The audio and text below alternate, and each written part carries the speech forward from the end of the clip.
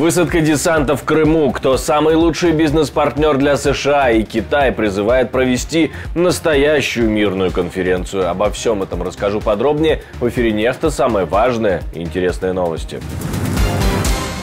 Перебоев в поставках не будет, но поможет ли это Украине победить или хотя бы перезагрузить войну? Обсуждали ли вы вчера с президентом Макроном вопрос о российских активах?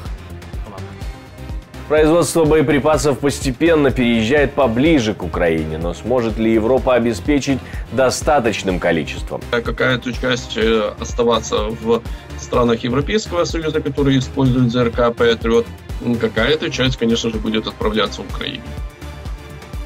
Мирная конференция в Швейцарии соберет 90 стран, но почему этого недостаточно? Ожидания от конференции ясны. Спасибо, что смотрите, спасибо за доверие. Не забывайте ставить лайки, оставлять комментарии, не забывайте подписываться на канал и про кнопочку «Супер спасибо» тоже не забывайте. Поехали. На оружейном заводе в городе Скаржисько-Каменне на полпути между Краковом и Варшавой произошел взрыв. Важные истории отмечают, что Меско производит в том числе зенитно-ракетные комплексы для уничтожения дронов, и их используют тоже на войне в Украине. На этом заводе уже происходили взрывы в апреле и сентябре 2021 года. В каждом из происшествий погибал сотрудник предприятия, в этот раз тоже один погибший. Газета Financial Times в мае писала, что по оценкам европейских разведок Кремль может перейти к диверсиям в европейских странах. Но мотивы и подробности пока неизвестны. Российская армия ожидает высадки украинского десанта в Крыму. Об этом говорит глава Меджліса кримських татар, український народний депутат Ріфат Чубаров. Вони проаналізували, що знищуються об'єкти протиповітряної оборони, тобто ми послаблюємо можливості їхні. І тепер вони очікують можливого десанту Збройних сил України. Таку вони обрали тактику і дійсно укріплюються фортифікації, які прикривають Крым с моря. Мы спросили у военного эксперта, насколько это возможно. Действительно ли есть смысл штурмовать оккупированный полуостров со стороны моря, высаживая десант на берегу? Это довольно-таки самоубийственная миссия с учетом того, какое количество у России есть береговых противокорабельных ракетных комплексов типа «Бастион» с ракетами П-800 «Оникс». И это стало бы серьезным ударом, поскольку такие ракеты, они действительно способны топить корабли водоизмещением до 4 и 5 тысяч тонн. С другой стороны, угроза десанта используется российскими оккупационными властями в Крыму для коррупции, банальной коррупции. То есть распил бюджетных средств, создание фортификационных сооружений там, где они, мягко говоря, сомнительно имеют назначение и надобность. И, в принципе, на этом пилится бюджет, можно сказать, как в последний раз. И единственное, что, конечно же, относительно Крыма могут проводиться разного рода десантирования, но это только лишь после освобождения левобережной Херсонщины и Запорожской области.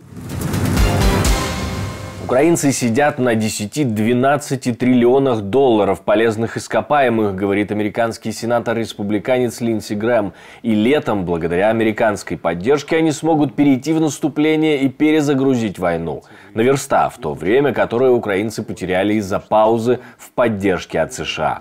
Сенатор объясняет свою мотивацию тем, что Украина может стать таким бизнес-партнером, который не снился США. They're sitting on $10 to $12 trillion of critical minerals in Ukraine. Украинцы сидят на 10-12 триллионах долларов критически важных полезных ископаемых. Они могут быть самой богатой страной в Европе. Я не хочу отдавать эти деньги и ресурсы Путину, который разделит их с Китаем. Если мы поможем Украине сейчас, они могут стать лучшим бизнес-партнером, о котором мы когда-либо могли мечтать. 10-12 триллионов долларов критически важных полезных ресурсов могут быть использованы Украиной и Западом, не отдавая их Путину и Китаю. Это большой вопрос, как закончится эта война. Давайте поможем им выиграть. Не можем позволить себе этот проигрыш. Давайте найдем решение в этой войне. Сенатор предлагает взять деньги из суверенных фондов России и отдать их Украине. Но о чем-то подобном, точнее об использовании прибыли от замороженных российских активов для помощи Украине, якобы договорились президенты США и Франции во время встречи в Нормандии. Один политический вопрос. Обсуждали ли вы вчера с президентом Макроном вопрос о российских активах? И пришли ли вы к соглашению о том, как их использовать? Да и да. Значит ли это все, что все идет по плану и так, как видит сенатор Грэм? Или все это совершенно разные процессы? Мы спросили у эксперта Международного центра перспективных исследований и кандидата политических наук Николая Капитоненко. Это будет сумма где-то, наверное, порядка 3-5 миллиардов в год, что, если мы сопоставим с общими объемами помощи, которые Украина получает ежегодно, будет достаточно небольшой частью. Даже если мы получаем там порядка 100 миллиардов сегодня от Запада в целом, то это будет небольшой процент. Речь тогда будет идти фактически об этом. Я думаю, что в таком случае эти суммы не смогут изменить принципиального соотношения сил между сторонами на фронте, тем более учитывая, насколько даже за последние 2 года выросли российские военные расходы, насколько увеличился российский оборонный бюджет, то есть суммы, которыми мы даже оперировали 2 года назад и которые казались нам большими, сегодня уже настолько большими не кажутся, а дальнейшее развитие войны будет в еще большей степени менять все эти соотношения. Поэтому пока что оснований считать, что западной финансовой помощи или военной помощи в тех объемах, в которых она оказывается сегодня, будет достаточно для того, чтобы принципиально изменить ход боевых действий, у меня, например, нет. Завод по производству ракет для установок «Патриот» будет построен в Германии. Это будет совместный с Нидерландами проект. Теперь боеприпасы будут создаваться на европейском континенте. Американский производитель дал разрешение на строительство «Патриот» в Европе. Это ускорит производство. Кроме того, Нидерланды выделяют 25 миллионов евро для стартапов, а 54 миллиона пойдут на разработку собственного беспилотника. Но ракеты для «Патриот» – вот что действительно ценно на этой войне. Будут ли они доходить до Украины или пойдут исключительно для укрепления европейской обороны? Я думаю, что не все будут однозначно направляться в Украину. Все-таки Европе необходимо и свои запасы пополнять, которые она уже передавала Украине. Поэтому будет определенная пропорция, какая-то часть оставаться в странах Европейского Союза, которые используют ЗРК «Патриот». Какая-то часть, конечно же, будет отправляться в Украине. В Китае тем временем заявляют про созыв, цитирую, настоящей мирной конференции. Конец цитаты. Об этом говорит глава китайского МИДа Ван И на министерском заседании БРИКС. Эту конференцию должны признать и Россия, и Украина. При этом он явно приводит в сравнение будущую конференцию в Швейцарии, на которую очень рассчитывает Киев.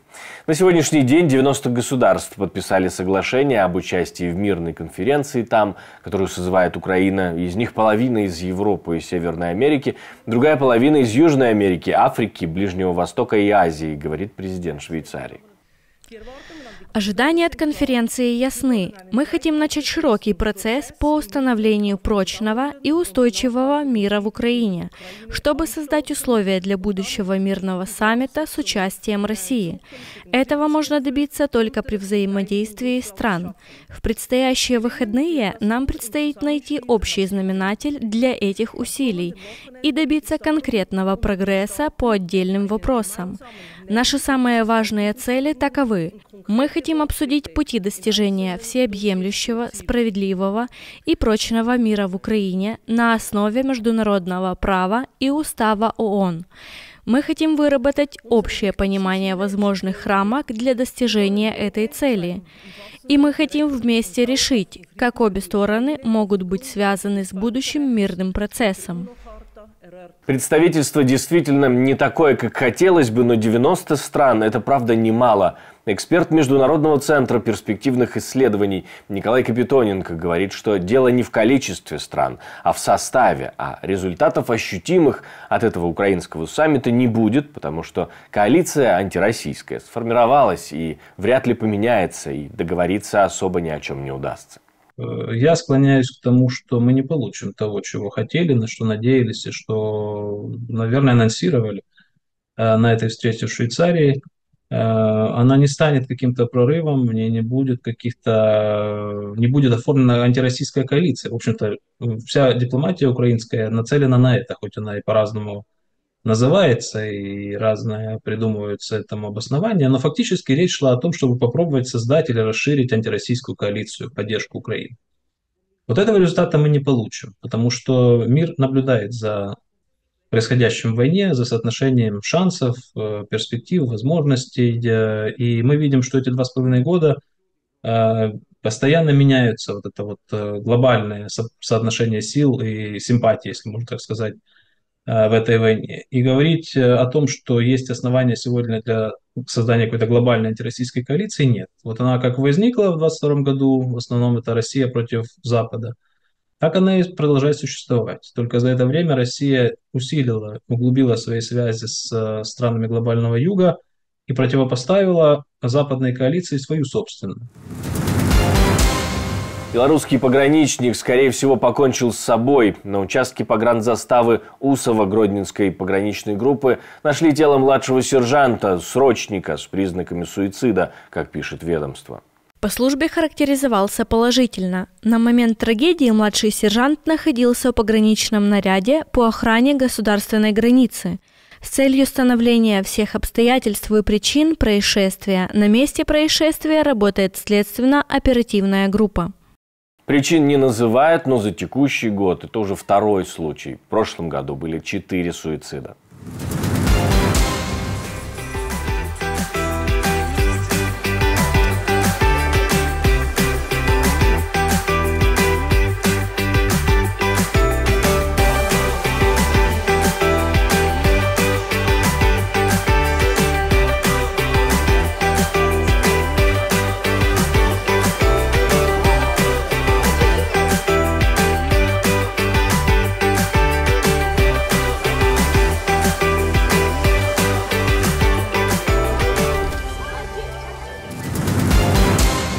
Я хочу напомнить, что мы существуем только благодаря вашей поддержке, ваше спонсорство, донаты, то, что вы нажимаете кнопочку «Супер спасибо», позволяет нам создавать новые и новые видео. Мы вас за это благодарим и просим не останавливаться на достигнутом. Также не останавливаться, ставить лайки, оставлять комментарии и подписываться на канал. Все это непременно очень важно. Ну а на этом у меня все. До встречи и хороших вам новостей.